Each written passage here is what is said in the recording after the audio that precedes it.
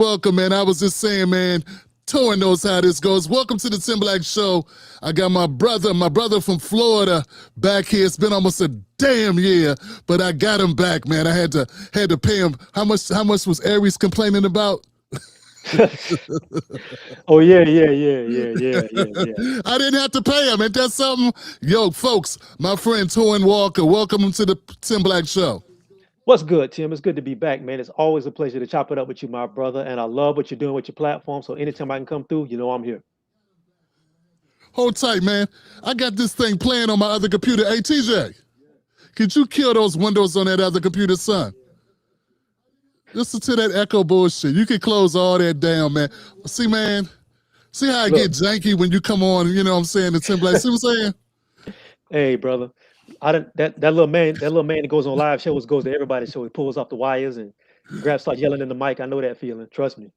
Man, hey, thank you, son. My son was welcome. I'm glad he was down here. All right, so I didn't hear anything you said, Torrance. So, like, look, y'all, look, Torrin Walker, he's a vet. He been on here. I know this guy for about 4 or 5 years. He's solid, but I wanna introduce him so that you get to know him in case you've been living, off the grid. Torrin Walker, man. What's up, Torrin, man? Tell people about yourself. Well, I'm Torrin Walker. I'm a writer, I'm a journalist, I'm a content creator. My focus is giving voices to the marginalized, especially marginalized Black people, so they can have a place to be heard. I do that on my YouTube channel, on Spaces, and with conversations I moderate. And also, I am a firm believer in Black male studies, and I believe in uplifting Black men and boys because they are definitely at a detriment sometimes by people who look like us. So they need some advocates and they need to be heard. That's what I do. Yeah, yeah. Do you still do that show with the doctor, the good doctor, brother? We do actually. I was saving it to the end of the show, but he's actually working on the sequel to The Man Not. He's in the finishing stages. And once he gets that done and gets that sent off to the publisher, then we'll start up again. But he's been focused in the lab. Okay, okay. Yeah, man. I don't want to, anything you want to share, man, please feel free to put that out there, man. But this conversation, folks, Torn and I, man, he put out a tweet and I saw it. I was like, damn, this tweet is on point, man. He was talking about this Twitter space where they had people talking, black men were the subject, but there were no black men on the panel. Which is Yeah. crazy, you know what I'm saying? Because these Democrats, you're rarely, I don't think I've ever seen a Democratic like space that was about black women in a negative way, that didn't have black women on there to defend themselves. So hmm Torn put out the tweet. Torn, could you illuminate? I don't know. Yeah. So I'm on Spaces a lot, and I host a lot of Twitter Spaces. My Spaces are basically focused on politics and Black politics. But I was just randomly listening for something to check out one day, and I heard this space, and the title of the space was "Black Men in the Democratic Party," and I saw it. So the title pulled me in. So I'm like, oh, okay, this is my wheelhouse. Let me see what's going on. So I get in there, and there is no Black men on the panel, and there are Black men who try to come in to speak. And I'm talking about different types of men: working class Black men, young Black men who are older. And every time they started to get cooking, they were automatically shut down. They were talked over. They were insulted. The ad hominems flew. And I was asking myself, how you gonna have a conversation about Black men and not have Black men on the panel, and much less when they come in and try to be heard, you shut them down the minute they speak. I mean, it was crazy. So I basically put the tweet out, and I said, yeah, I heard this space, and there were no Black men on the panel, and then that opened up a whole firestorm. People telling me, why am I asking them question? Why are you complaining about no Black men on the panel? And then the physical, then the ad hominem attack started. You know what I mean? Then the personal attacks. So you know how Twitter gets down. So that happened. But that conversation has opened up a bigger conversation about this Right. place for Black men in American politics, not just the Democratic Party, because it seems the place for Black men in the Democratic Party is basically shut up, don't ask no questions, and quit asking me stuff, and get out there and vote, boy, like you a sharecropper. So that's what happened. Man, we've been saying the same thing, the same complaints about the Democrats for, man, wow, forever it seems like, man. It seems like they're determined not to get it. It seems like they're not getting any better. We got some people doing lip service. I got some clips for that, but to kind of set the stage, man, I mean, Torn is one of those people that speaks up about these issues on a daily basis. And I thought it was, apt for us to have this conversation to address a couple of things. And I want to go to my first graphic, fam, if you don't mind, just to set the stage for these people, man, because, you know, it is what it is. I want people to recognize, it's going to be sobering, but they need to know this, man. They need to know what we're dealing with. And this should come up soon. There we go. So my first slide, fam, it's just a slide, is this. And it's showing the homeownership gap. I want people to, I know we talk about reparations, they're talking now about political power. I want Black Americans to understand what we're dealing with when it comes to everyday wealth for Black Americans. This is what I fight for. This is what I think Torrance speaks about, and we'll get to that. I want you to look at what's happened under the Democrats. I want you to see it. The homeownership gap since 1970 until today for Black Americans. 42%. We're now at a whopping 46%. We have moved 4 digits. Basically, we're stuck in time. You know what I'm saying? That's 60 years.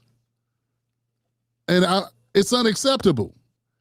It's unacceptable for Black people to be stuck in this position voting for the same party and not seeing any results. Folks, let me get this out of here. Well, let's get us back on the screen. Mm-hmm. So let me hide that. There we go. So my thing is this. I want people to know that the majority of wealth in American families is held in the house. That's what people do. Like, I know there's people that have stocks and bonds. I love Earn Your Leisure. I love the trapper, the trap dude, and all the, I love these guys that are doing this investing. But I want people to know that mostly working class people, they buy a house, and that's where their wealth is stored. That's what they use as a vehicle to put their kids through school and take care of emergencies like getting sick. And if you don't have that as a people, you are definitely behind the 8 ball. Torn, you got any thoughts about the fact that we've only moved 4 percentage points in 60 years voting for the Democrats in home ownership?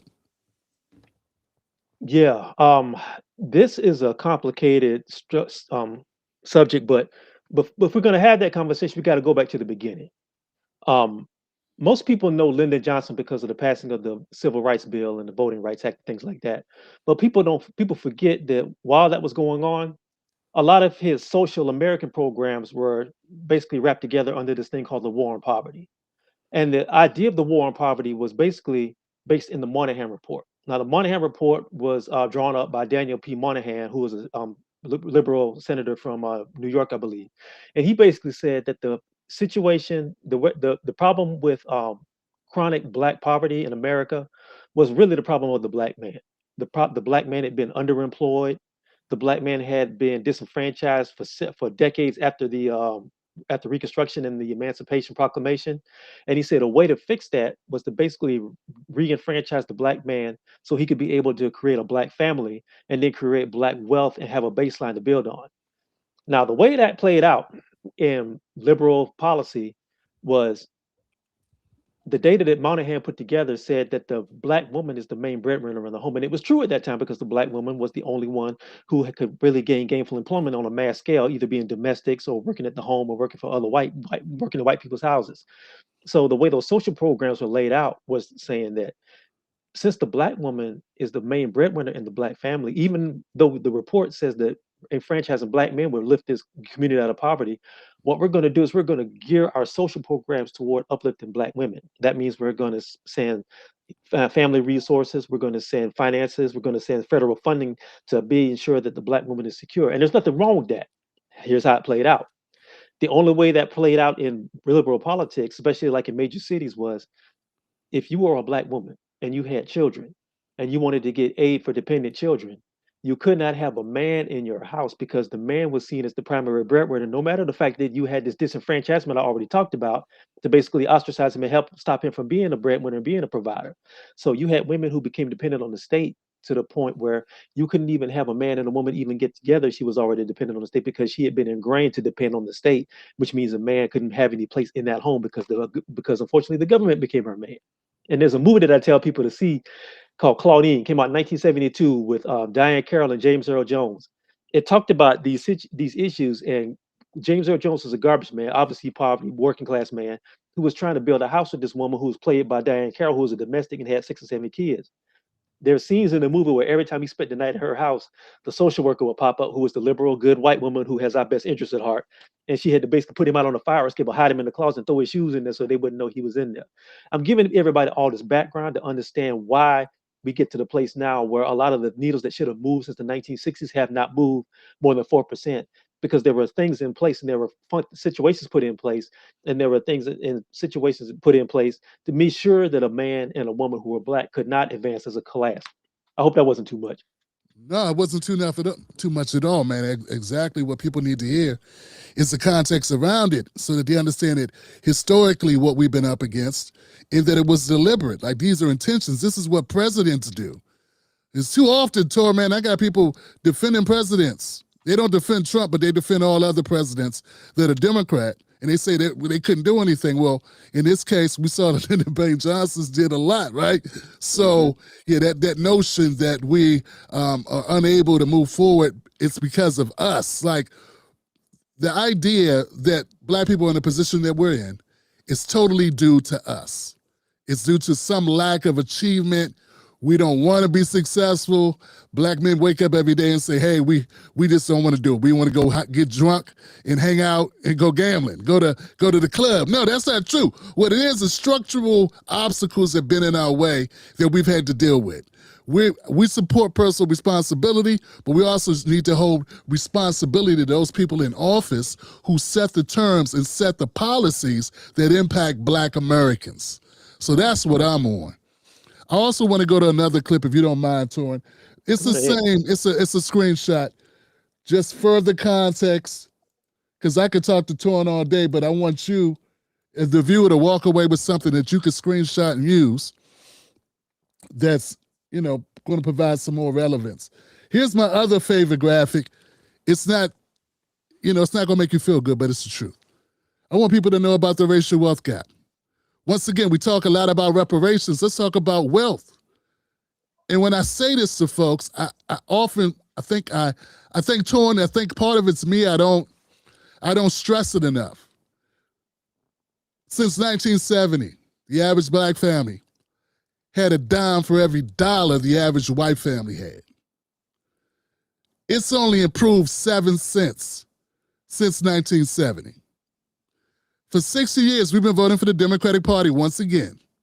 And for 60 years, we have moved exactly 7 cents in wealth.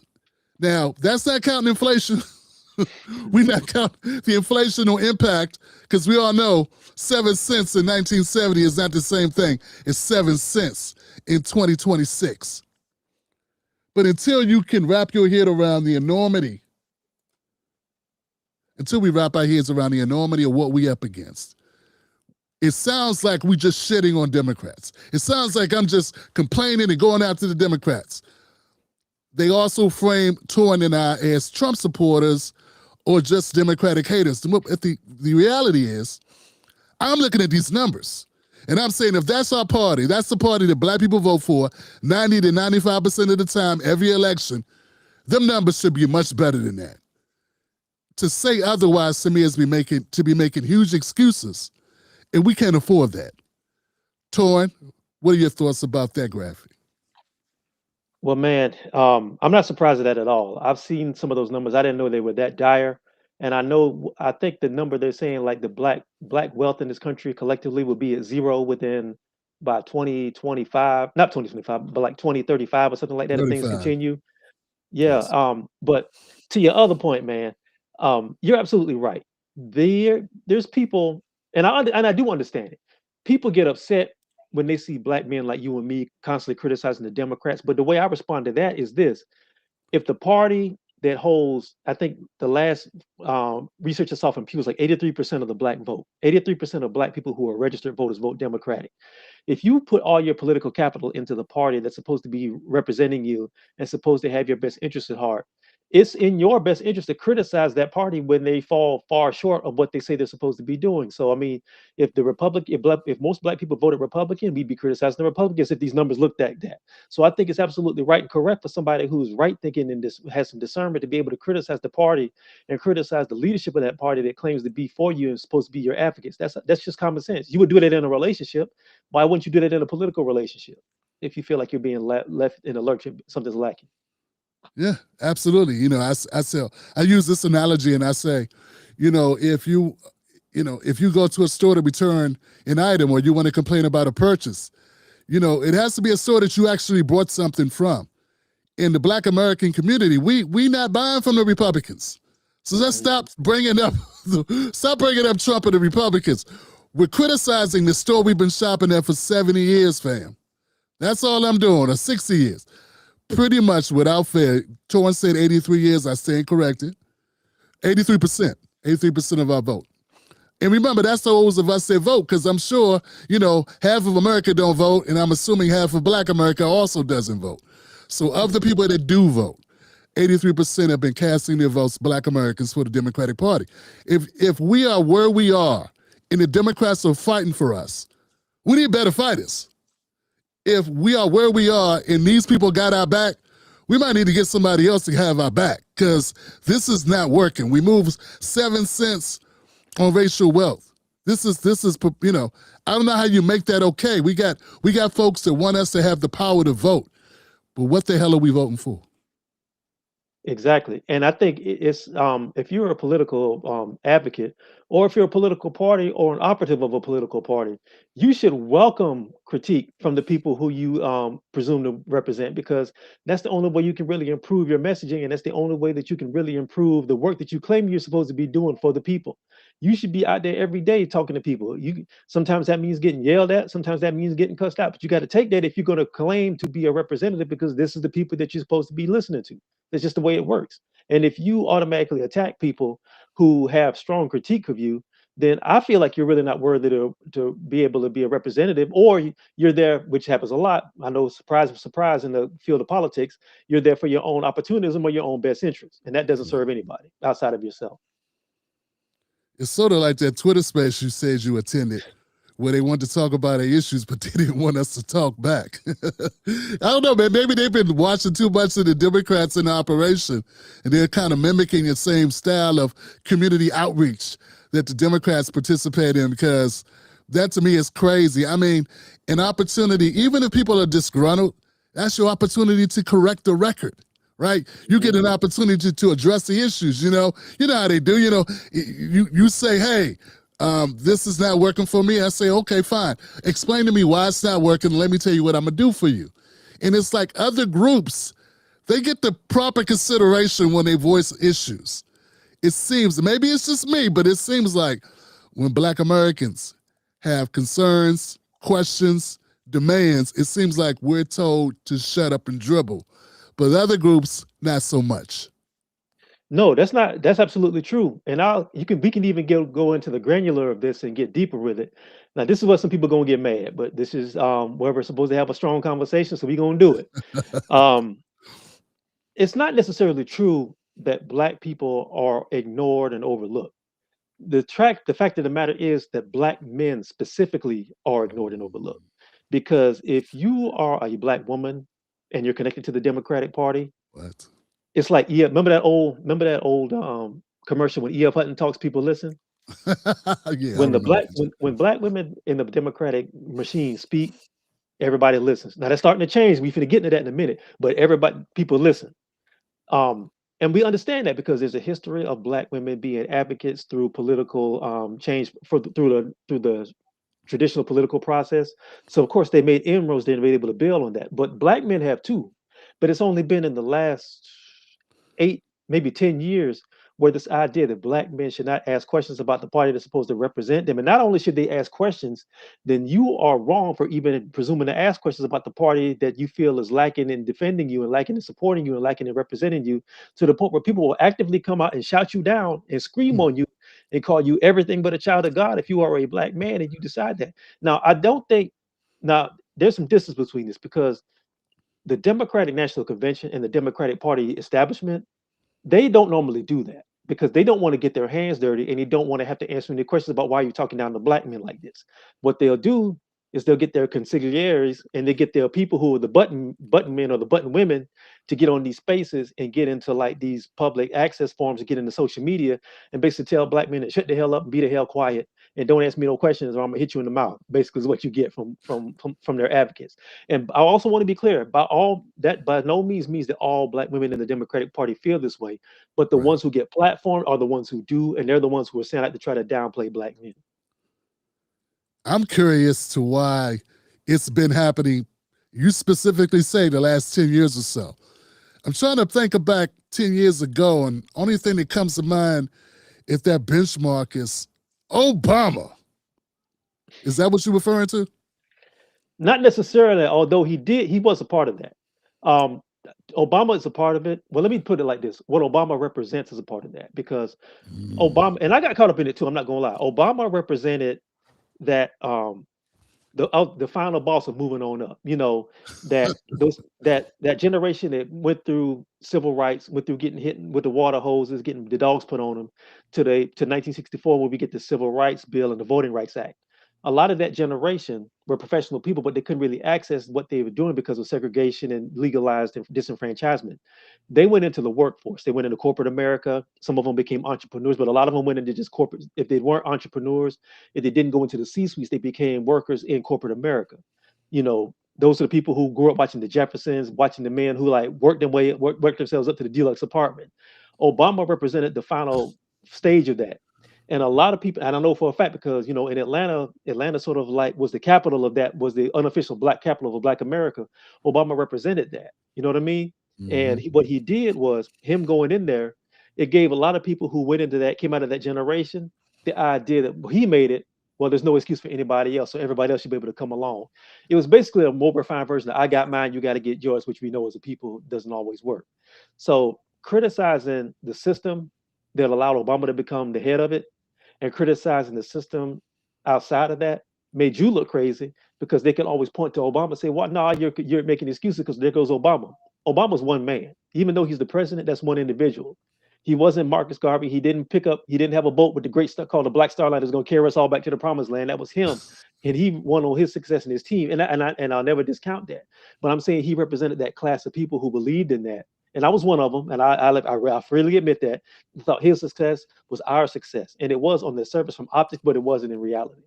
Now, the second thing that happened to get us to where we are, where black men are told to shut up, is the organization called Black Lives Matter, because the Black Lives Matter organization was the activist version of Obama. What I mean by that was they basically co-opted a lot of grassroots energy that was on the ground because while Obama was in office, let's not forget, black men were still getting gunned down in the streets by police. Probably more so because, and it was seen more so because it dovetailed with the advent of social media because we were seeing it in real time. And people were protesting against this while a black president was in office, but Trayvon Martin gets killed. You know, all these black men. Remember that period where it was like it was like a black man was getting killed every week, it seemed like, by cops. But Black Lives Matter, the organization, began to capture that outrage, and then it culminated with George Floyd. But what happened was the people who were leading that organization and the people who got the voices in that organization, they believed in ideology that completely sidelined black men, especially cishet straight black men. A lot of that theory was based in queer theory. A lot of it was based in black feminist theory. And there's no place in that theory out for black men outside of being an oppressor and outside of being a patriarch and outside of being abusive. You know, shout out to Bell Hooks and the rest of those people that created all that stuff. So those two things together created a climate to where it moved into politics, where if you were a black man and you tried to voice your concerns, you were automatically told to shut up. But that's the questions. Why are you questioning black women? Why are you questioning black queer people and everything? And it wasn't even about that. It was just we're a part of this community and we deserve to be heard like everybody else. So I gave you all that to say this is how we got to where we were in 2020, where every black man opened his mouth and told to shut the hell up and just vote for Obama or go vote for Kamala or you're a patriarch and you hate black women. So here we go. Yeah, it continues to this day, man. I appreciate that breakdown because we all experience it. If you're online, if you're a black man who uses social media and you talk about politics at all, I'm sure you've experienced your own pushback. If you have a different opinion from the Democratic Party standard platform, you're gonna hear about it. I mean, I'm a person that, you know, I never fault people for voting for Obama. I voted for him too. I mean, white folks been voting for white presidents forever. We had one half white president, Opportunity, who was, had a black wife, black kids from Chicago. We're supposed to, embrace that. At least it's understandable for us to embrace that. But it's also understandable for us to do an autopsy and say, hey, what did we get out of that?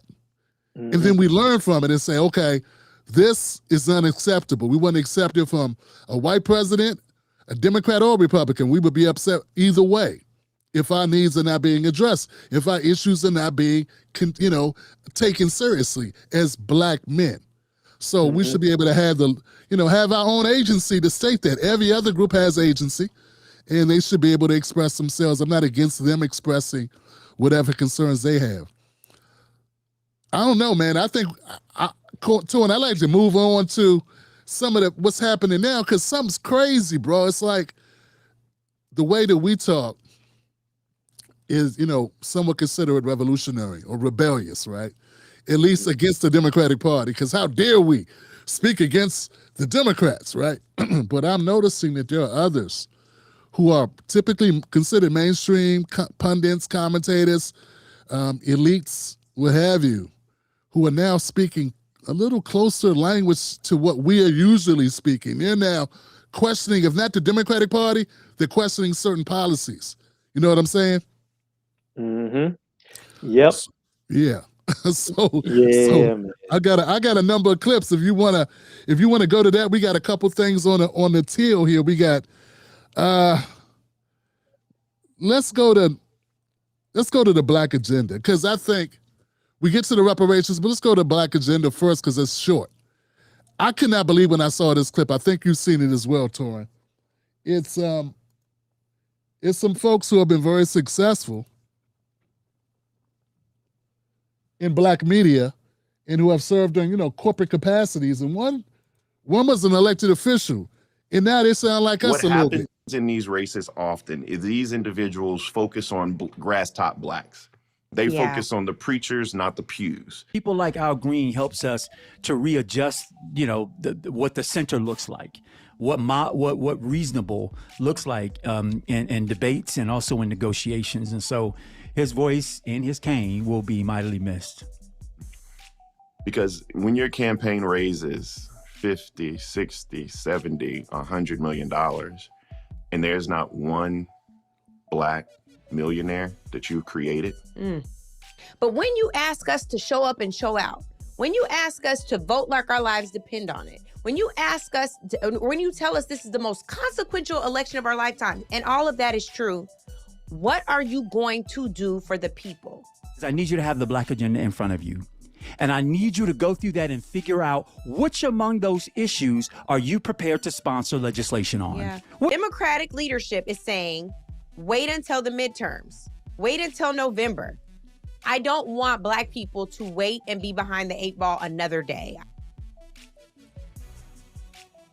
Yeah, look, man. Look, really, I got a lot to say. But let me let Torrin go first, man. Torrin, what's up, brother? Oh Lord, I see some people in that clip that's got they weren't talking like that last year when I interviewed Jill Stein's people in Butch Ware and whatnot. Matter of fact, one of them had the nerve to ask me online what I was doing while I was interviewing them and stuff. That's funny. What a difference a year makes. What a difference an L makes. These the same. It's it's funny. I'm laughing, but it ain't funny. It's funny. Look, man, look. You know how you ever look at old westerns, and there's always that guy that comes in with the patent medicine that comes out there with the top hat on, and he's got a whole like a whole wagon train full of like fake medicine. Yeah, elixirs or whatever. Yeah. He'll have a shield planted out in the crowd. Now, folks, I tell you this right here. Snake oil. That's it.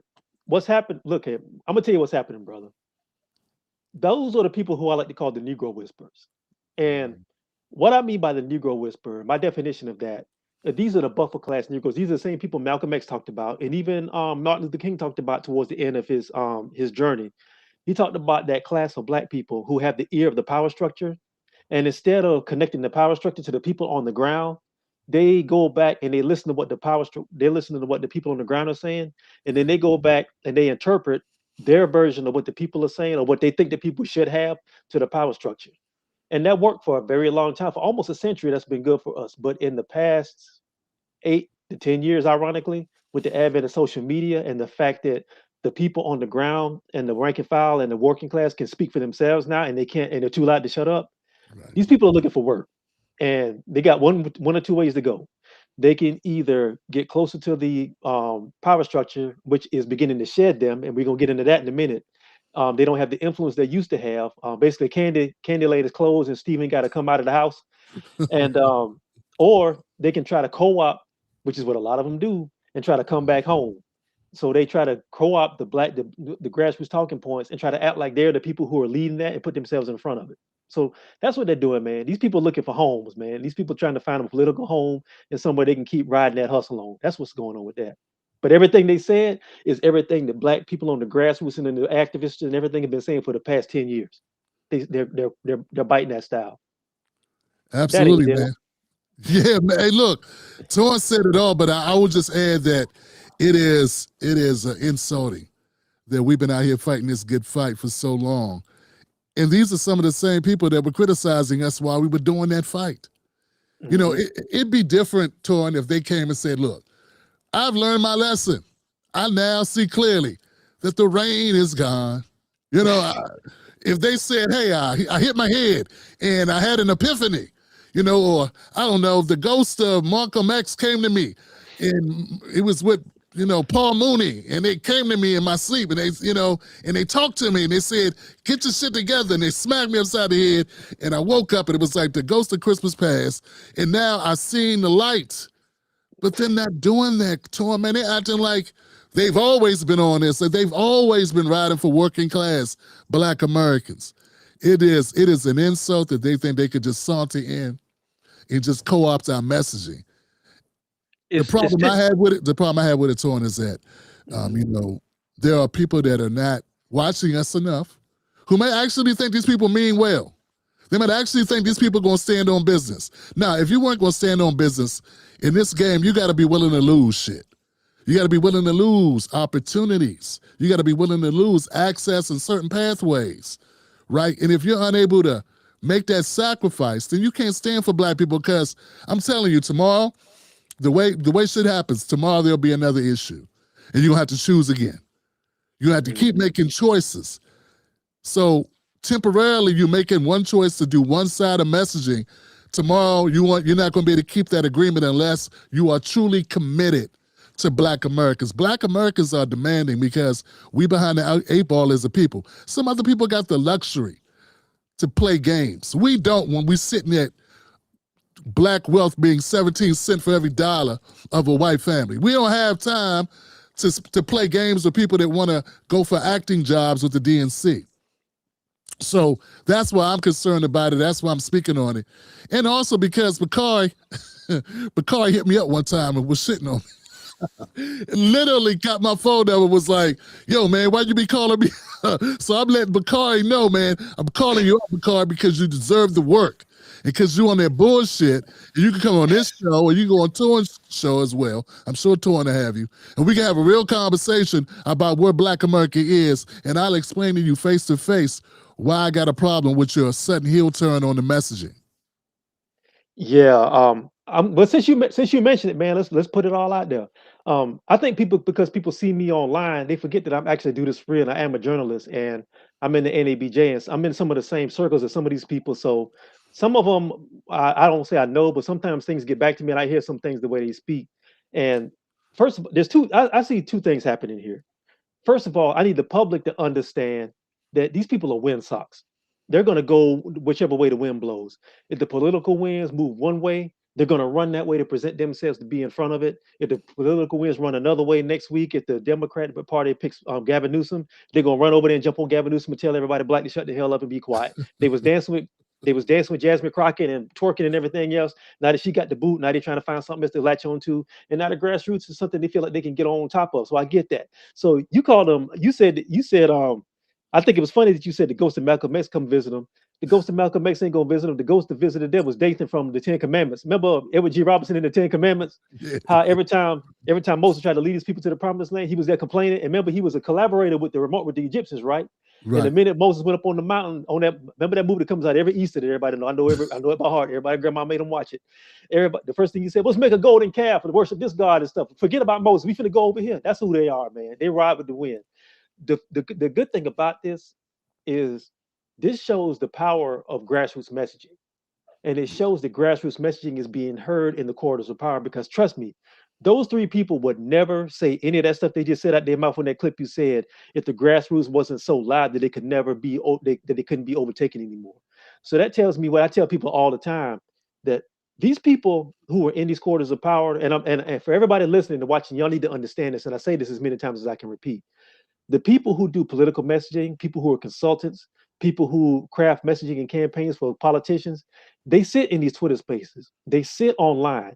They sit on Tim Black Show and listen. They sit on my show and listen. They watch my tweets. They watch Tim's tweets and other people's tweets who are credible.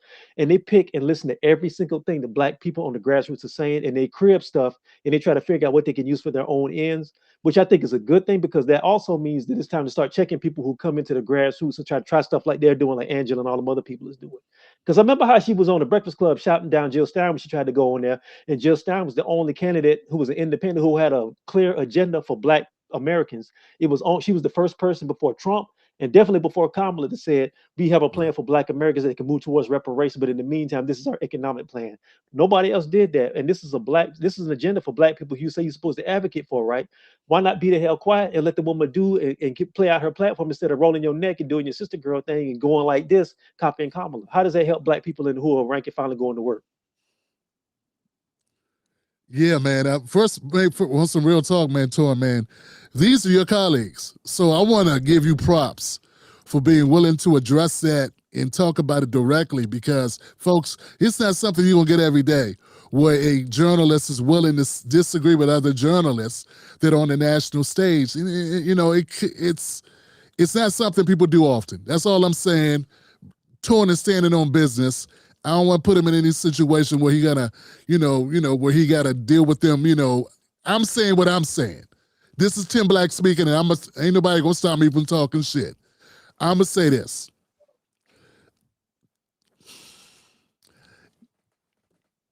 The head of people that are talking about Black agenda be the same people that didn't know what a Black agenda was just a couple years ago. Andrew Gillum. He was a whole mayor of a city. I never heard anyone talk about Tallahassee and about the Black agenda the mayor of Tallahassee had in place. Mm-hmm. Yep. Angela Rye, you interviewed Kamala Harris.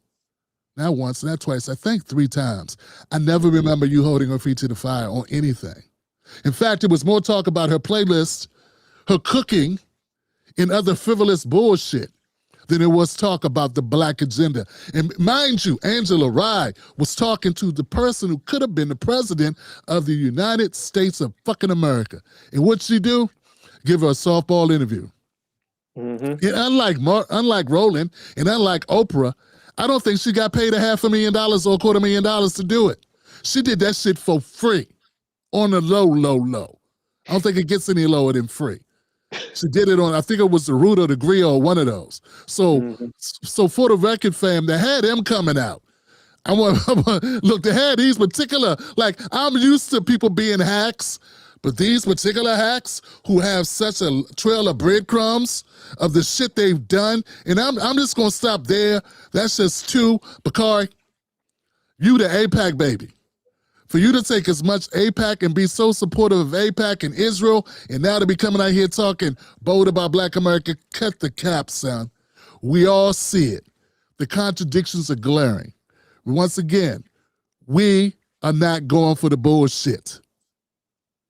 Yeah, man. No, I mean, you ain't saying nothing that's wrong. I mean, look, first of all, man, I want to appreciate what you said, because I have gone out on a limb with some of these people, and I'm pretty sure there's a couple opportunities that probably didn't come my way because of that. But look, man, I'm a man before I'm anything, before I'm a journalist, before I'm anything as a professional. And I grew up in a world where you stand on your square. Now, if I'm wrong, I'll say I'm wrong. But if I see that you ain't doing something that I can't rock with, I'm gonna tell you that. I don't do it behind nobody's back, and I'm gonna be straight up. And also, man, I actually, like I said, I do this for real. I'm a journalist. I am not a cheerleader. Now, sometimes I advocate for things I believe in, but I think a lot of times, man, a lot of these people who I know better, who are supposed to be journalists, are really being cheerleaders, man. It's like, are you doing journalism or are you doing PR? And a lot of these people were doing PR for Kamala and they're doing PR for the Democrats. Now, if you're going to do that, just go on and say that, and I can respect that.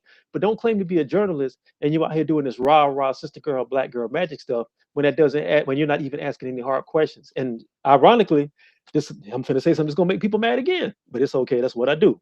There was the only hardball interview that I saw Kamala take was with a brother named Bill Whitaker, black man who works on 60 Minutes. About a year right before the campaign, right before the election, she did an interview with 60 Minutes. And like I said, Bill, who was a solid journalist, he's a classic black journalist in the tradition of Ed Bradley. He is he does hard news. He doesn't do fluff, he doesn't giggle, he doesn't kiki. He does hard journalism. And I'm not gonna lie, it was beautiful to watch, man. It was surgical the way he was giving her questions, and he wasn't out there trying to be her friend. He was like, "What about this? You said this. What about this? You said this." And I'm telling you, brother, it was like watching Ali. It was like watching the second Ali fight. Where he was like, "Say, what's my name, boy?" Like that, man. And she was like floundering because she was so used to talking to podcasts and she was so used to getting softball interviews. But you're advocating for the most important job in the free world. We need to hit you with hard questions. Where do you stand on this? And he got attacked for doing that, for doing his job as a journalist. Right. And I'm saying that to go along with what you're saying, brother. There's too much fangirling and fanboying in black politics, and there's too much groupieism that goes on in that. And I think the public doesn't benefit from that, and we don't benefit from that. We don't need to see Beyonce. We don't need Megan Thee Stallion. We don't need Cardi B reading something off a phone. We need somebody who can sit down and ask hard questions about these people who are claiming to be our advocates and are going to have strong, intense political power to be able to affect our daily lives. That's just common sense. Well said, my brother. Well said. I don't want us to go too far down this road without going to the Black-Brown Coalition. Torrin Walker made a comment about the Black-Brown Coalition. If it exists, if it doesn't exist. I have a clip I like to play that's a work of art. Let's go to that real quick. Wow. Shout out to Big Brother Phil Scott. Phil Scott and his crew. What we can't have is that solidarity, because our cause is our cause. So we all know that we want to be able to eat. We should all be able to eat, to flourish, to be able to be happy in this city. And so whatever that looks like to you is what needs to be communicated to the powers that be. Solidarity with whom? Could you describe who need to be in solidarity with? I'm confused. For me, that's black and brown people throughout the city. Well, I'm not sure what the issue is there, but if it's a numbers game, we're at the same problem. But where are we? Hey. Man. Oh my goodness, man. Okay, so Torrin went first last time. Let me go first this time. Once again, shout out to the brother Big Phil, my brother Phil, and Vicky Dillard and Valletta. Hey, what's the sister's name? I see her show all the time, man. She don't play. His whole squad. Let's go to whole squad. That way I'm leaving no one out. I don't know what possessed this brother from the NAACP. Well, actually, I do know what possessed him. The DNC possessed him. The NAACP, possessed him. My understanding is that Ben Jealous said years ago, hey, the NAACP is not a black organization. It just say colored people. Colored people are not just black. So it represents all these other groups. They're a melting pot of issues. And black issues are not the number one concern. We're not the number one minority in America anymore. Last check, we were still at what they say 14%. They say 14% of the population. Latinos are above that, and they say come 2050, it will be a 40% Latino population. That's what the data's saying. We'll see what happens, but that's where we are. And I remember Joe Biden very clearly stating that you better get used to the Latinos pretty soon. It's going to be more Latinos than you. So he was very clear running for the president in 2019, being very transparent about what the DNC's agenda was. He didn't say black, he said Latino. Now, this coalition, Torrin, I don't know what's your thoughts on the Black-Brown Coalition, sir? There is no Black-Brown Coalition. That's my thoughts on it. That doesn't exist. Um, and people need to stop coming out on black people and trying to sell this black brown coalition, because the brown people will tell you very clearly there is no coalition with black people. They are very clear about that.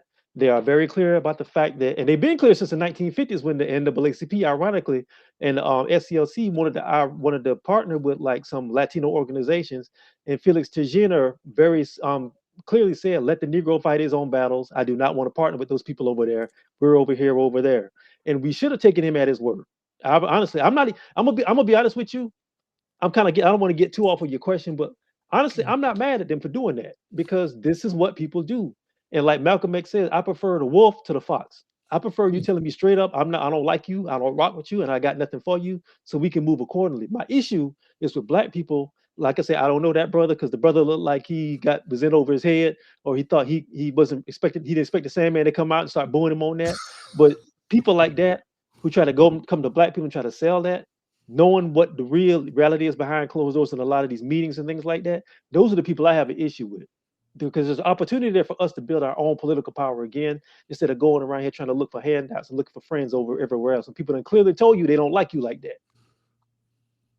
Look, bro, if you're on a date and the girl you is on the date with tells you straight up, "I'm not really feeling you," and she's twirling her fork around in the food, and she's barely paying attention to what you're saying, are you gonna ask her for another date, or are you gonna get up and go ahead and leave? It sounds like a lot of the Democrats, a lot of black men still stuck to the Democratic Party are gonna stay there. They're gonna see if they could buy some more food. You sure you don't want some lobster? You sure? I can get me the best bottle of champagne. Let me try to impress her. Because that's the logic they seem to be operating with. Just to add to Torrance' point, man, I want to make it clear. I'm not here to shit on Latinos, because Latinos are not a real thing. That's a made-up demographic, fam. We have Nicaraguans, we have Argentinians, or we have Venezuelans, we have Mexicans, we have Dominicans, we have Puerto Ricans, we have all these groups. Guess what? They're from different countries. They have different cultures. And they beef with each other. And they beef with each other. When they come to America, we slop them all together. That is a Democratic Party operation in order to diffuse the power of black Americans. I firmly believe that was a construct just so they would have someone to compete with us. That's why I believe we must stand on our own square. I appreciate Torn pointing out, let's not waste our energy being upset with them. Let's make our energy be focused on empowering ourselves. My problem is, as Torn pointed out, black Americans who won't get off the kumbaya bullshit. Nobody wants to join us. We're on the bottom. I hate to say that, but it's true. And only when we accept where we've been placed, not because of lack of ingenuity, not because of lack of creativity, not for a lack of excellence, but by structural policies intentionally put in our path have created this. So in order to get out of the ditch, we got to accept where we are. Stop thinking somebody gonna join us. No, whether you know it or not, you're alone. you can pretend that the Asians are with us. You can pretend that all the Hispanic speaking people are with us, if that makes you feel better. But at the end of the day, we the ones in the ditch and they up there. So let's focus on us getting out the ditch. And we do that by using our political power. No, I agree, man. We just gotta, I think, honestly, I think people on the grassroots, and when I say the grassroots, I don't mean just the people who are actually political advocates. I'm talking about just working class black people, poor and working class black people, and lower middle class people who are aspirational moving into the middle class. These are the people who are in the workforce, those of them that still have jobs. And they see these things every day in a real way. You know what I mean? When they go to work and they see who's on their jobs, when they deal with their supervisors and they deal with their and their money, and they're sitting at the kitchen table trying to figure out how they're going to make ends meet. They know this stuff better than the people who are in DC, because the people in DC and the people in New York and the people in LA who will make a lot of this policy for the Democratic Party, they're insulated from a lot of this stuff. So they can do this kumbaya stuff because, yeah, it's good. Yeah, we can say kumbaya where we're all at $400 a plate dinners and we all got suits and dresses on and we're all talking with each other. Of course, the person who's head of the Mexican National Committee or whatever, or the Latino business leader, of course they're not going to tell you, no, I don't really like y'all that much, and I'm just here just because it looks good on camera. They're gonna kiki. I've been in some of those places too, and they're gonna kiki and giggle and take pictures. But when they go back to the community, they're going to take care of their community. We are the only people who abandon our community and then go over there trying to find friendship over there while our stuff is falling to pieces. That's got to stop. And if the people who are doing that got to be replaced, and I say replace them, it should have happened a long time ago. That's exactly that's my sentiments exactly. It's not that I begrudge them for making their choices to work together as a group to not want to rock with us. That's fine. I get it. It's a dog-eat-dog world. We're in a capitalistic society. They come to this country to get ahead. Some of them traveled hundreds of miles, spent the last of their savings to come to a country where they did not come over here to blend in with us. They did not come over here to build coalitions with Black Americans. They came over here to get their money. Mm-hmm. We're already here. We need to be focused on that. My issue are the people that are connected to the Democratic Party who don't want to work for our best interest. They're working for the best interest of the Democratic Party, and part of that interest, I believe, is the Latino community, the so-called Latino community. We can't let them get us off our square. And for too long, that's been what's happening. And we get shamed into believing that we bad people if we don't want to kumbaya up. Family, I'm talking about the Black wealth gap. I'm talking about the maternal mortality rate. I'm talking about mass incarceration rate. I'm talking about reparations, shit that affects Black Americans. And I have actual Black Americans calling me a white nationalist because I say, hey, we don't need the border open. Why would we want a border open if it only brings in a group of people that are moving above us in the hierarchy and the structure in the capitalistic society? Are they really, these people that are having these criticisms, for me in particular, are these people really fighting for Black America? It doesn't make sense. America, we are up against it for resources, and we have Black American, working class Black Americans who live in cities where resources are stretched stretchtivity. Like the resources are not there for the Black Americans who have paid into the system. How else are they going to feel about new people coming in and taking advantage of those same resources and then getting priority treatment and access to those resources? It goes without saying those people would be upset. That's not white nationalists. That's not racism. That's called survival. Mind you, in a country we built for free against our will. We were never compensated. So I think we have every right, Torn, to feel that we want to protect the resources we do have and to demand more resources and to say, hey, close the gate. You know, I think if we understand this from a psychological level, things begin to make more sense. The tradition, and it's not the only tradition, but it's the most prominent tradition of Black resistance and Black civil rights work in America, has been nonviolent protest. Now, I don't necessarily agree with all that. I believe in self-defense. Shout out to Robert F. Williams. Shout out to Huey Newton and Bobby Seale. But we'll say that for another time. But the idea of nonviolent protest, as interpreted by Dr. King through the SCLC and the organizations around them, basically had this one premise.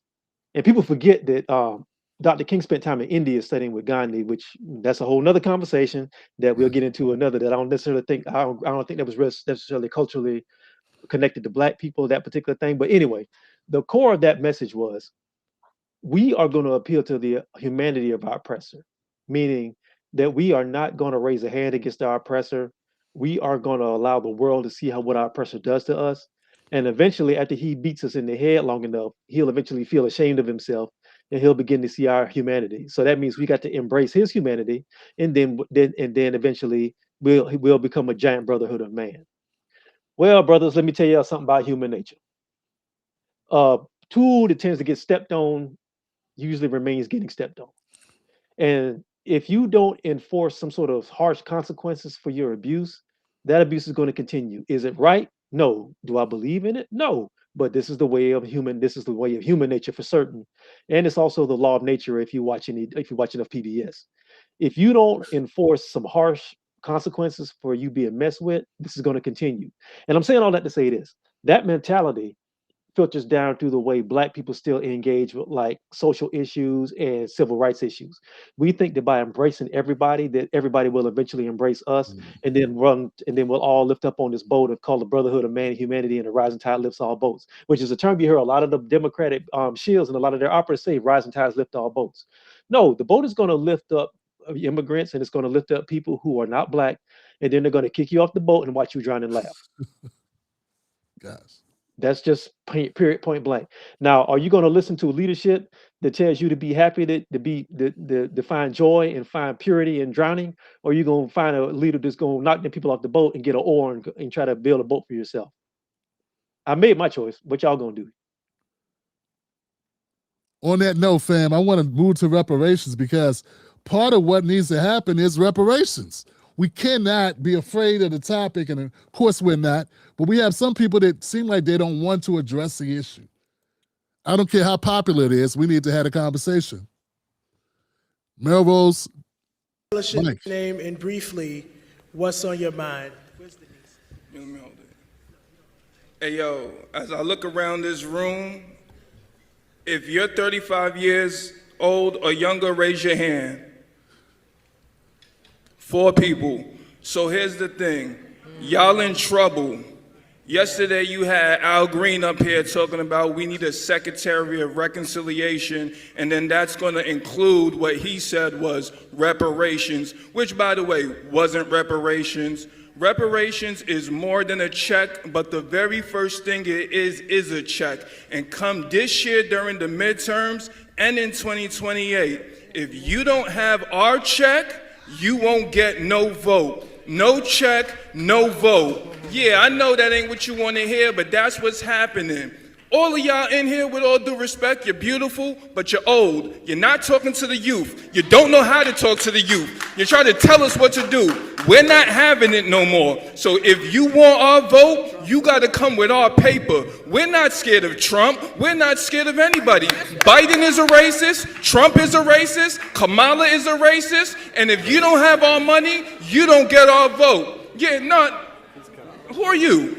Oh, all right, yeah, so like I was saying, I'm going to land my plane right there, but the Democrats are no better than the Republicans. No check, no vote. Y'all take care. And somebody get my man a tissue. He need a tissue. All of the youth in there, and I don't know, but you get provocateurs, because anybody that is talking to somebody younger than them holding the mic, then you know that they paid agents. And if you're in the room, if you don't like me saying that, I'll say it again. Because you cannot get reparations without putting people in office that's going to pay them. So talk that ignorance somewhere else.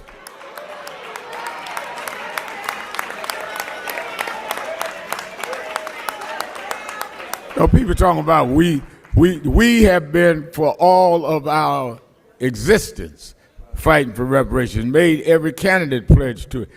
You cannot get reparations unless you elect folk that's going to pay it. Who you going to pay yourself? So you can't, at one hand, say, don't vote for everybody, they racist, but I want reparations. Who going to pay you? So either you paid or you stupid or both.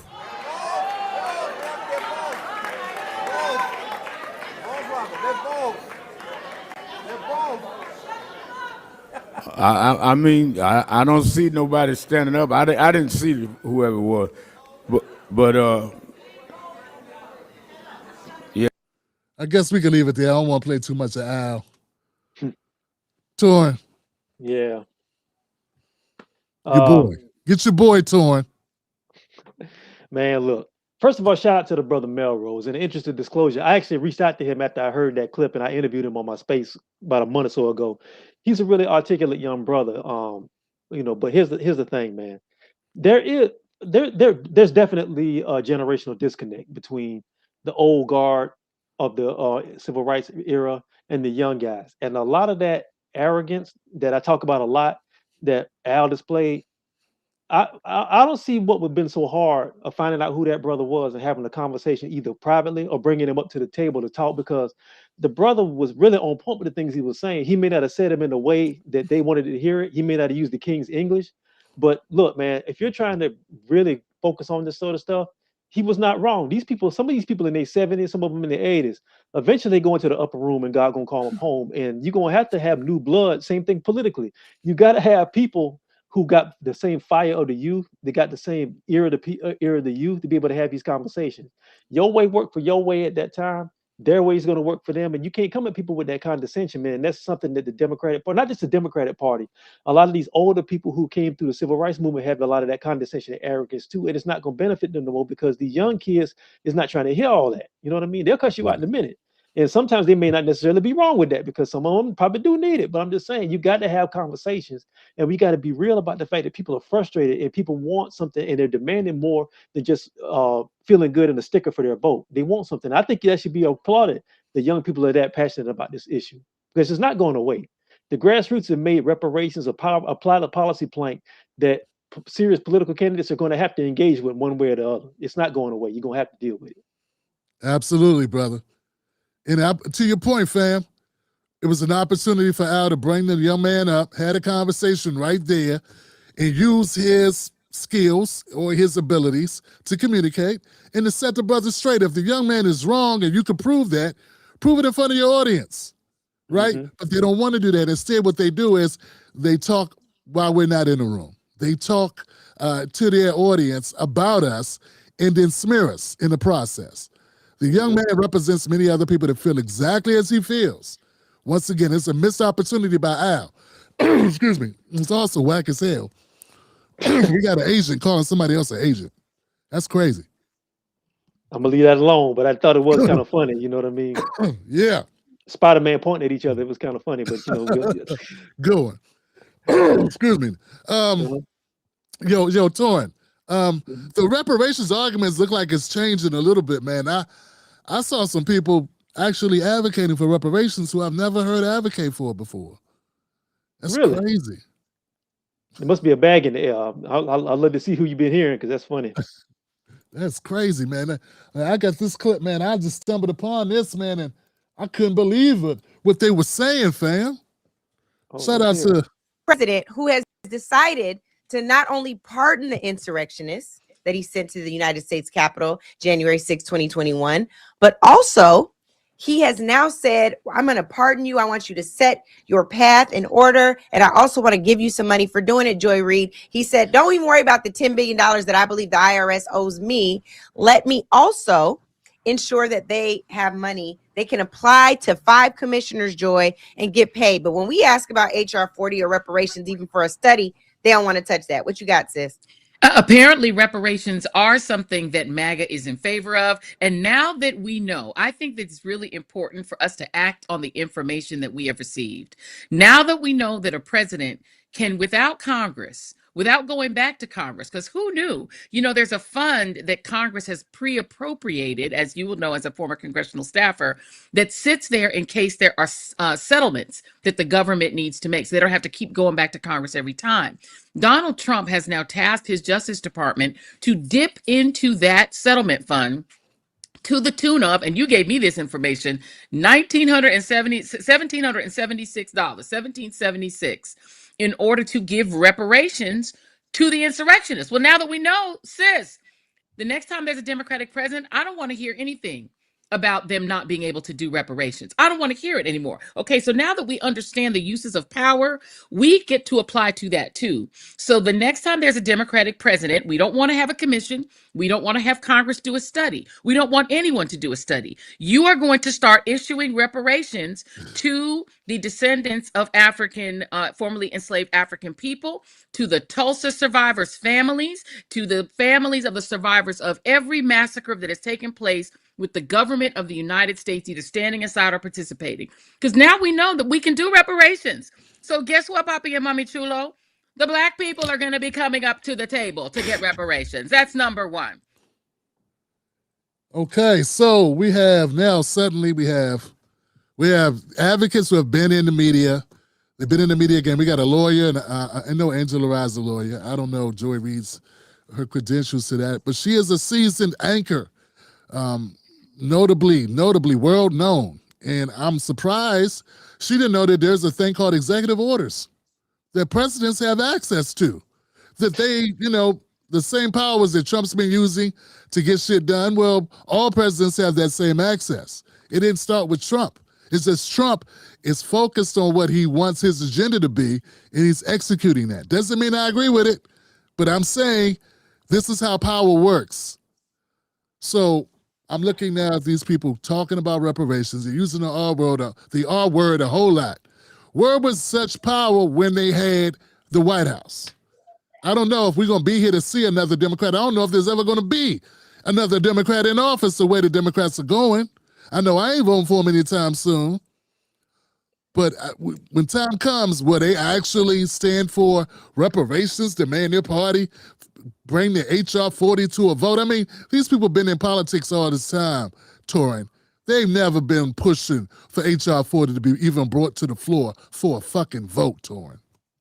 Not even saying that, not even pushing for it. I remember when Biden was in office, and also when Obama was in office, and during both of those administrations, like you said, they had the White House, the Senate, and the majority in the House both times. And I remember when anytime somebody from the grassroots would talk about reparations, all of a sudden they turn into Willy Wonka at the end of the movie, talking about some ipso facto, read the fine print. We can't do this because you need this executive, because he can't do an executive order because you need Congress to approve this, and you need Senate to approve this, and you got to go to the House and blah, blah, blah. And all of a sudden they want reparations and stuff. All of a sudden they're advocates for reparations. All I'm gonna say, man, is you'd be surprised what you'd be surprised the power of an L and losing the corporate job would do to make you all of a sudden find your blackness and stuff. Now all of a sudden they want to talk about reparations. Now all of a sudden all these people who was talking like Carlton Banks 2 years ago, now they want to talk like Malcolm X. It's like all these people trying to do is stay relevant, bro. These people, let me say this, because some of them are still connected to the power structure. Them talking about this may not necessarily be a bad thing, because again, that shows that these conversations have moved away from the grassroots into the power halls of Congress. But all they can really be is mouthpieces. They don't need to get out here and try to start becoming like acting like they were with it for the whole time. They need to be quiet, listen to people who are doing this from day one, getting laughed at and ridiculed and told to shut up. Those are the people who need to be leading this conversation. If they really want to help, they need to bring those people onto their shows and have them speak, and don't talk over them like Angela Rye did Jill Stein and whatnot that time. Like Jill Stein at the time when she was on the Breakfast Club. Absolutely. Do more listening than talking. Point taken, brother. That's real shit. That's real. It's funny, but it ain't. I mean, I know opportunism when I see it. I see it for what it is. I know what it is. I'm just saying, but like you said earlier, I don't want the public to start thinking that these people are like Khaleesi and they should be lifting them up. Like they're the people who are going to walk you into the promised land. If something happens tomorrow, if something happens tomorrow that kills all this, they finna go over there and go with that. If something happens that kills that the day after that, they're gonna be over here going with that. That's what they're for. Exactly. That's what they're for, fam. That same clip, man, I left this out, brother, and I did not mean to leave this out. At the end of that clip, there was a surprise ending, and I just remembered it. So let me bring them back just so I can show you this graphic, because president who has decided to not only pardon here goes a segment Joy Reid did when she was on MSNBC, when she had a platform of millions that was nationally. Here she is calling anybody who advocates for reparations for American descendants, for the descendants of slaves, for the African descendants of slaves. She called them bots. ADOS, American descendants of slaves. Disinformation targets and actors. That's what they called us. This was taken from her segment. This is a show she was the anchor of and had the final say. I mean, her show. It was a Joy Reid show. What'd she do with her platform? She used her platform to shit on us. What's the list of issues targeting black voters? Fam, this was so damaging. Yeah. Not only that, fam, she was saying that anybody who listened to us, they didn't just discredit us. They discredited anyone who listened to us and said that they were listening to disinformation. Family, that is poison in the well big time. So now this same woman, 5 years later, is now advocating for reparations. Let me get that. That's just crazy, fam. Like I said, brother, it ain't nothing like coming back to your office and finding a box on your desk to make you realize that maybe you need to figure out where your loyalties are. That's really all it is. Like I said, they're trying to be relevant again.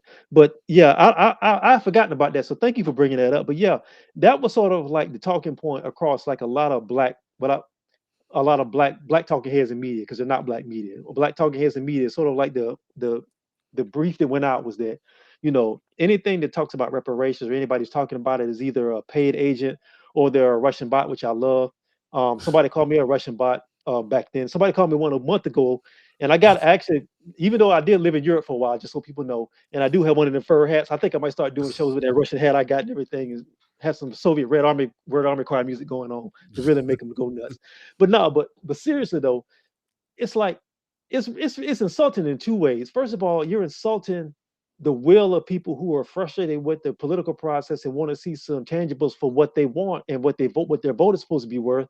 And you're also insulting the intelligence of black people in general because you're thinking that they're not intelligent enough to come to their own conclusion that you got to be directed from Moscow or you got to be directed by some brainwasher named Torrin Walker or Tim or somebody else. I remember when Tiffany Cross, remember her? Very few people do. I remember she did a show when she said that black men who are being frustrated about not voting Democrat or maybe thinking about sitting home. And she said that y'all are being directed by Tariq Nasheed and the ghost of Kevin Samuels. So Kevin Samuels was coming out of the grave with that spinning thing telling you not to vote and everything because we can't see with our own eyes and do our own discernment. That just shows you what the level of that just shows you how little they think of the intelligence of black men and black male voters. And they would not have the same smoke for other groups. And that's what gets me, man. They didn't talk that way about the money we sent to Ukraine. They didn't talk that way about the money we sent to Israel. They didn't talk that way about the Marriage Equality Act or the DREAM Act or, many other programs that presidents in the United States have enacted that benefited other groups. They didn't have that conversation. They weren't upset about the Asian hate crime bill. They didn't have a problem with that. They weren't on screen telling people that they were bots because they were addressing those issues. But when we, particularly black men, black American men, voice our issues, all of a sudden it's a problem. We are the boogeyman. We're what's dragging down the Democrats. No, man, our focus is about black families, black American families, and the advancement of ourselves. I don't know what kind of man I would be if I didn't advocate for my family and your family. Like, what am I using my platform to do? Remember, all of these people have had humongous platforms, Torrin. They reach more people than us. And what have they done with it? That's my problem. They have an obligation. I'm not saying they've taken an oath to black America. And if you're not going to ride for black America, stop using your skin as a leverage, a lever to bring in black voters and black supporters and black viewers when you're not fighting for black issues. That's my thing. It's just a contradiction and a hypocrisy. And we need to stop allowing it. And we need to stop listening to like celebrities and people who have these platforms who are basically just going along with the game, man. We can't rock with that. I don't rock with it. I'm gonna call this shit out. So that's what I'm doing. Torrin, I want to get to one last clip if you don't mind. We got time, I hope. Please do. This clip, brother, because I can go on and on, man. Let me not go on and on. Let me play this for you, because this is my brother Van Lathan. And he says some things at first that I agree with, but then it gets tricky. Real talk. There are a lot of people who do not like the way this is being handled. You know what this is really about? Black people don't like to see black subjugated to anything. There is no culture that should overtake your duty as a black person. Black comedy. People are going to ask, which culture is more important, the black or the comedy? Black police officer. Which culture is more important, the black or the police officer? If you are saying I am blue before I am black, then that means a nigga is going to get punched in his fucking face. A black man, as a black woman, is going to be abused because you are in the middle of a culture that can be dangerous to black people, and you ain't gonna say nothing because you blue and not black. We're gonna talk later about Abdul Carter and Jackson Dart and the sanctity of the NFL locker room. Are you an NFL player, or are you a black NFL player that will stand in the gap against racism or racist policies? Will you disturb the sanctity of the locker room, the culture of the NFL, for your blackness? If you do not do that, Black people feel unprotected by you. And if they feel unprotected by you, they feel like they cannot trust you. And if they cannot trust you, they'll find somebody else that they trust to support. So the question in all of this stuff is, if you're a black comic, what's more important, the black or the comic? Because if there are rules in comedy that make black people feel less protected, less seen, more exposed, then people are going to be like, fuck your jokes. And that's fair.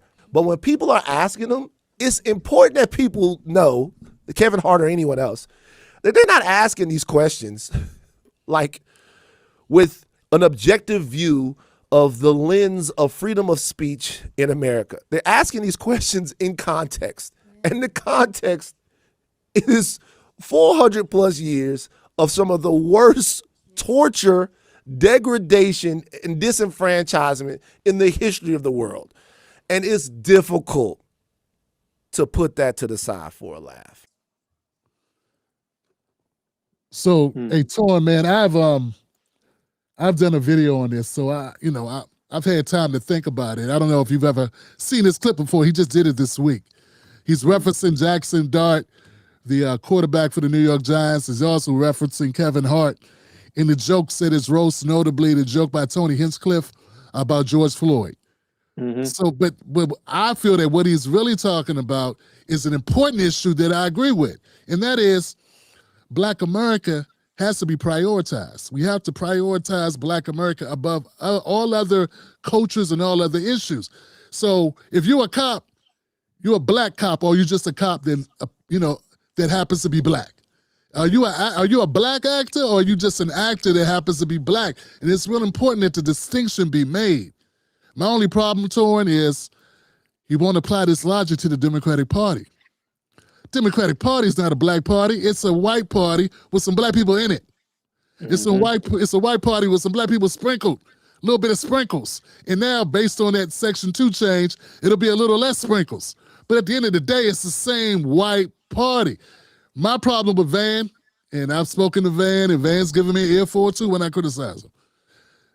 Obviously, Van understands. It's not that Van don't get it. It's not that Van don't understand the concept of black first. He just don't want to apply it. He won't apply it to the Democratic Party. That's my problem.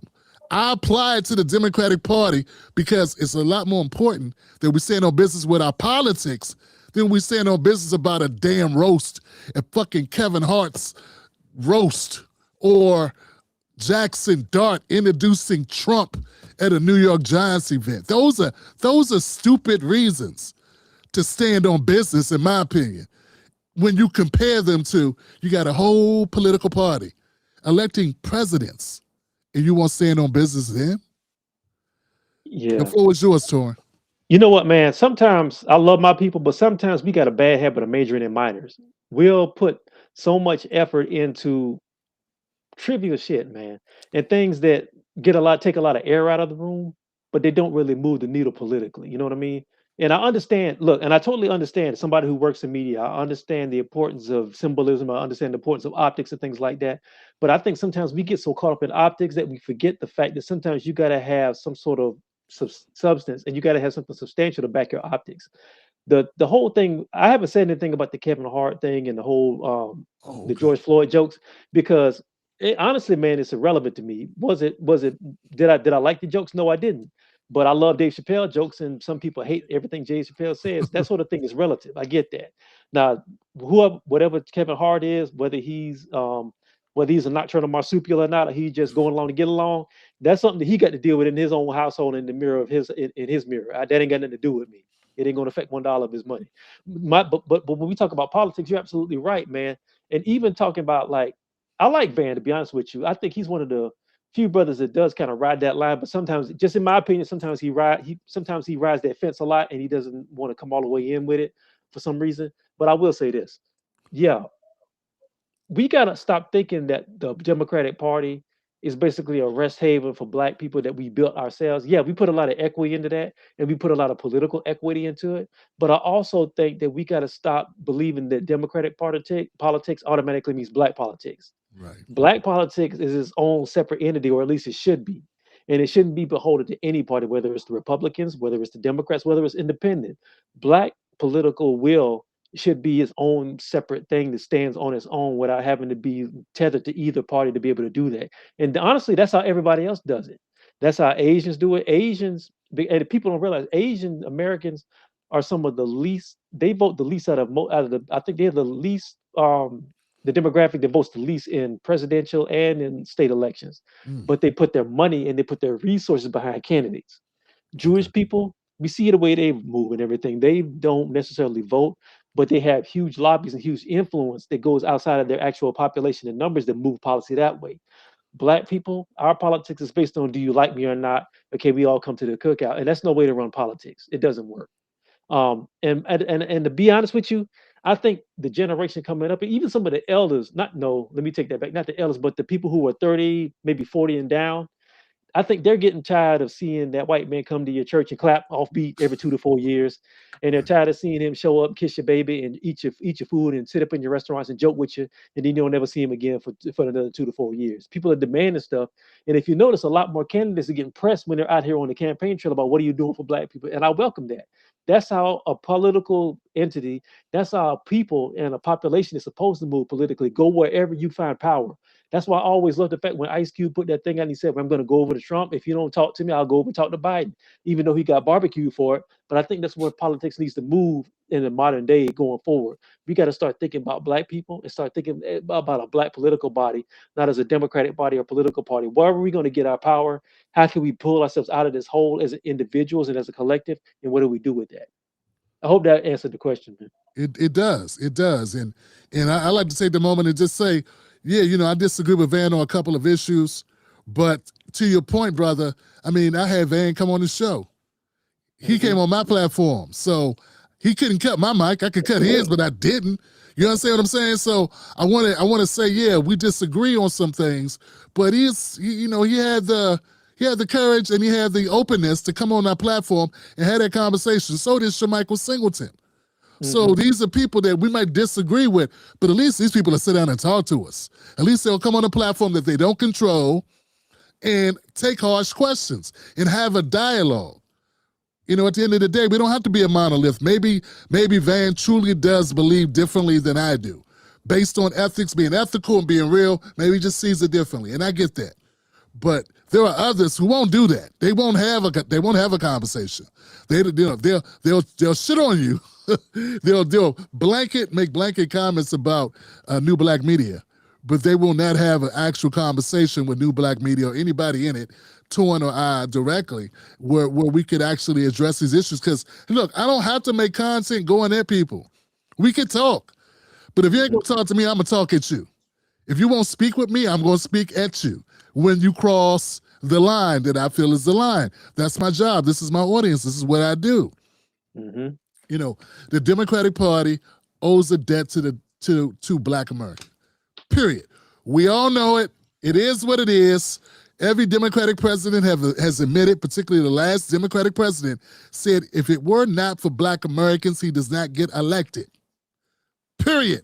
Full stop. My thing is, how could you say you're advocating for Black America and not inspire and motivate us to use that leverage to help us?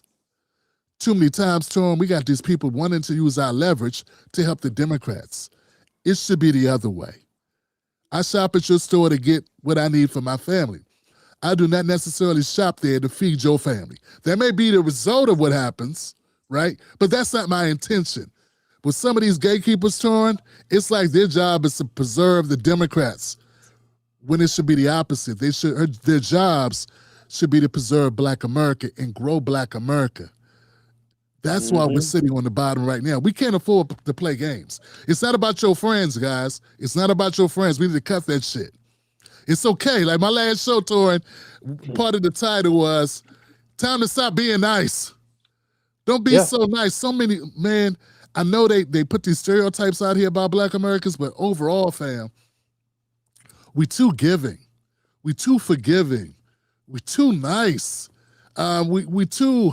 Some of us are too cowardly. I'm just going to keep it real. But some of us are just too damn nice. They think, we do nice by them, they're going to do nice by us. I think you said something similar. Yeah. And what's crazy about that, and the sad thing about it, we're too nice to everybody else but us. No, we'll There cut each you other's go. throats politically. If we disagree with each other politically, oh, the shank coming out. We trying to take everybody up out of here, man. That's how we do. And you can't build like that because that doesn't. People don't. I don't think people who do that really realize that they're cutting their own power. You're not cutting the power of the person you're with because they see us all the same pretty much and everything. And if Right. you're trying to build political power, you have to be able to disagree and then come to a consensus, even though you disagree and move a certain way. And we don't think like that. We really think that the Democratic Party is our Jesus.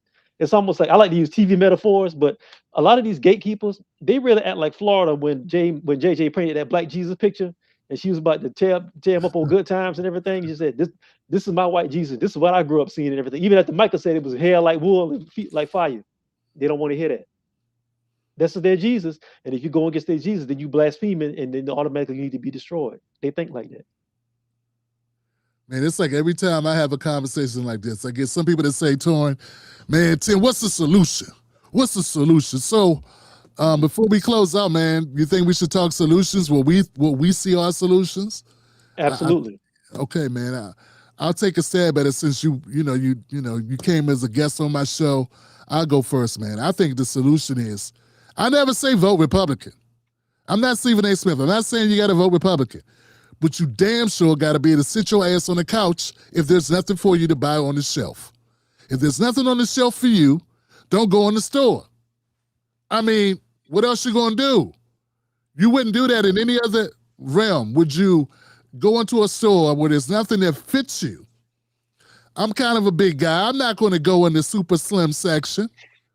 I can't wear that. What am I gonna do with that, right? So what Black America, part of the solution, I think, is we have to demand that whoever we vote for has something on the shelf for us. And if there's nothing on the shelf for us, recognize that we have the leverage to make them put something on the shelf. They may not do it right away, and that's the cost we got to pay. Okay, so what if they don't do it right away, Tim? Then what are we doing? We're doing what we're already doing. Do you realize that? If they're not putting anything on the shelf for us, and then they say we can't come in this store, we ain't got anything anyway. I don't understand why this is a disconnection. If the Democratic Party is not doing anything for us, we do not support the Democratic Party. In fact, we become vocal, we push back. I don't know if people realize this or not, but politicians do what you make them do. Politicians are there to get reelected. The last thing a politician wants is not to be reelected. That's the only leverage you're ever going to have with a politician.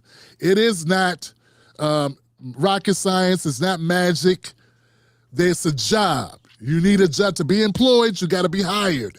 If you don't hire them, they no longer have a job. And they no longer have a job, they can't pay their bills. Okay, so we have to withhold hiring these people if these people will not do for us what we need them to do.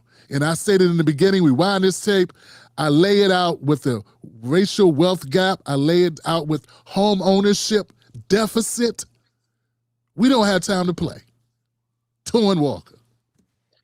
Honestly, man, my opinion, my solution is the one that is a very old solution, and it was come to in 1972. In 1972, there was a convention in Gary, Indiana. It was the National Black Political Convention. I'm butchering the name, but basically, it was a convocation of Black people in America from all political walks of life. You had Black Republicans there, you had Black Democrats there, you had Black sitting members of Congress there. You also had brothers from the Nation of Islam. You had brothers from the Black Panthers. You had brothers from SNCC, CORE, all these groups. A lot of the footage that people see Stokely Carmichael speaking and H. Rap Brown speaking, it comes from that conference. And the takeaway from that conference was the fact that Black people have to start moving politically as Black people as a political monolith and as a political body that's exempt from party politics, and voting and moving in ways that's going to advance us as a collective, as a people, like I said earlier. I think the solution is going back to that. Stop thinking of like a Republican. Stop thinking I'm a Democrat. Think I'm a Black person in America. My people have specific needs that need to be addressed. And wherever I got to go to get those addressed, whether it's to the Republicans, I will go over there. If it's to the Democratic Party, I will go over there. If it's to the independents, I will go there or build my own. And if none of them got nothing for me, I'll sit out and let it all fall in. And don't be afraid of that. I mean, if we're already at the bottom anyway, why don't you just go ahead and let everything fall in and maybe we can build from the ruins? Maybe that's what we need to do. You know what I mean? I don't know. I don't have the answer for that, but I do think thinking as a political body and as an ethnic group separate from everybody else's politics is the way to start that. And then maybe we can build from there. Hey, look, I think it's honest. Both of our critiques, both of our suggestions are honest. They come from a place that supports Black Americans. It's not coming. I know I'm not being funded, or I'm not being, I'm not a puppet on a string for any corporation or political party that forces me to say anything contractually or otherwise. I'm saying what I'm saying based on how I truly feel is the best alternative. I'm concerned about the future of my family, the future of your family, future of our communities. I'm sure that Torin shares that same, he's also an independent operator, right, Torin? Yes, sir. Yes, sir. And I'm out in the public every day, man, and I see and people talk to me about these things, and people don't realize that the general public, especially the general Black public, even though a lot of these people in the advertisers don't realize that, they have a pretty good grasp of what's going on politically. They just don't have an opportunity to be able to express it. And people know, man, and people see what's out here, and they need to be heard. Right, brother. Torin Walker, man, please let these people know where to go to find me. I know you got Substack, and you always doing something new, man. What's on your agenda? What are people able to go to find more about you? You can always find me at torinwalker.com. That's my website. All my new stuff is on there. You can also, if you want to read my long form written articles, torinwalker.substack.com. Also, my YouTube channel, Torin Walker TV. I got some new stuff coming down the pike on that. I actually bought some new gear, and I got some things coming that I'm still in the process of working out. But it's summer going to be a hot one, I'll say that. And I'm always, probably way more than I need to be, on Twitter at Torin Walker. I'm glad you on Twitter more than you need to be, bruh, because you one of the brothers, man, that I've come to not only respect but have fondness for, man. I appreciate you, man. I got love for you. And I tell you, man, people don't know this, man. When I first happened upon Torin, man, he was different, man. He was so polite. He was professional always to a fault. Now Torin has kicked his feet up a little bit. He done got a little loose. He tired of the bullshit. Y'all done dragged him on just minor shit. And now Torin is like, he's ready to go toe to toe with y'all, man. And I actually love it, man. I think it's good for Torin. I think it's good for the Black community. Sometimes people got to get in where they fit in. And sometimes they got to take the strong medicine that you serving them, Torin. They got to take it like it is, because time is short, man. We got Black Americans behind the 8 ball. We don't have time to play, man, with their feelings. Real. That's for real, for real. I mean, we love to talk so much about keeping it real. Let's keep it real with each other, man, and build. That's it, man.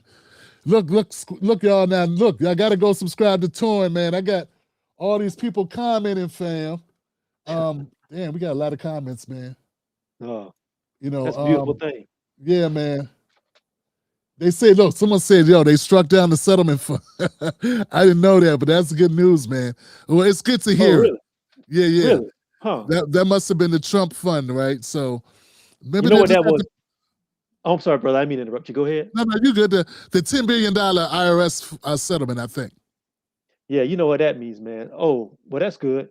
They're probably going to strike down the 1776, because if they give that, then that opens the door for Black people to get reparations, and they don't want that. There it is. Mm-hmm. There it is, man. Well, look, Torin, once again, man, thank you for joining, brother. And, I'll see you on the next one. We should do this more often, bro. I know you're a busy man. You out there in Florida getting it in. Yeah, I'm trying, man, between Atlanta and Florida and stuff like that. But also, man, I see what you're doing too, brother. And I want to tell you personally, man, on live, I really, really respect your work, and I really respect what you're doing, man. I see the way you built your platform up, man, and you're one of our very important voices out here, man. We got to have more brothers like you. My brother, man. Thank you, Torin. I appreciate you, man. And the check's in the mail, brother, once again. All right. All right, y'all. I'll see y'all tomorrow on the Tim Black Show, man. I'll be back at 9:30. Let's just call it what it is. I'll see y'all about 10 o'clock tomorrow, 10:30. But I'll be live at 10:30 tomorrow. Torin, when's the next time you going live, man? When's your next Twitter space? I think I might do something tomorrow night. It's Wednesday. If I don't do it, then it'll be Sunday night. But I'm thinking I'm going to put something together about for Black men. Where do we go from here politically? And you're welcome to come through, man. I don't know what time I'm going to do it, but I'm probably going to do it after I have some dinner. But yeah, Wednesday. Look for me Wednesday. That'll work, man. All right, y'all, we done. I'll see y'all on the next one. I'm going to go ahead and play my outro music, just my outro video with my family, man, because that's why I do it. I do it for the fam, yo.